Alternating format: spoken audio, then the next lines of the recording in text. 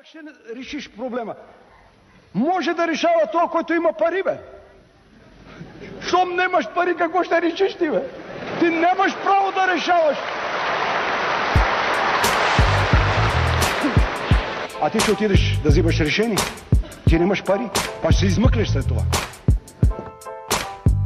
Ти ще решаваш, когато почнеш пари да изкарваш.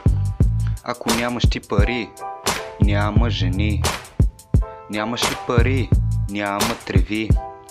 От истината знам, че те боли. Намирам се тук отдясно. Мисля да заминавам, в Плевен ми стана много тясно. Ще търся друго по-широко място. Пред никой няма аз да се оправдавам. Фащам багажа и заминавам. Но първо още с вас ще се подигравам. Навсякъде е пълно с кретени. Повече от половината към дрогата са пристрастени. Пълните шаци. Нали знаете, че аз съм издателя на папараци. Вари кажи на майка ти дрежките да ти ги изпери. По-голяма мишка си даже от Джери. Разбрали ма бекон. Ти си Джери, аз съм Том. Къв си ти, бе, че ще определяш правилата? Къв си ти, бе, че ще идваш махалата? Казах къв си ти, бе, ще ти разбия аз устата. Къв си ти, бе, ще взема аз парата. Време е да кажеш къв си ти, бе, ще чупа до грамата. Хайде изчезвай да ти видя задницата на колата.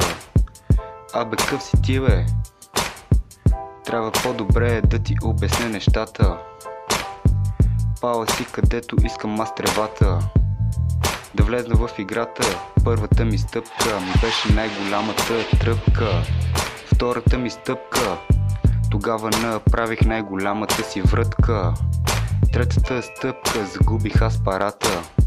Това си мислих, че ми е края на играта. Но вече съм много навътре с нещата. Някои сделки се очакваше да ми резнат главата. Това беше моята гаранция. Изпуших на квартала всичката плантация. Но това не е за рекламация.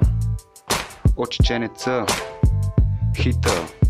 Знам, че психиката ти е разбита. Където и да ти е кашето, чеченеца ще го спипа.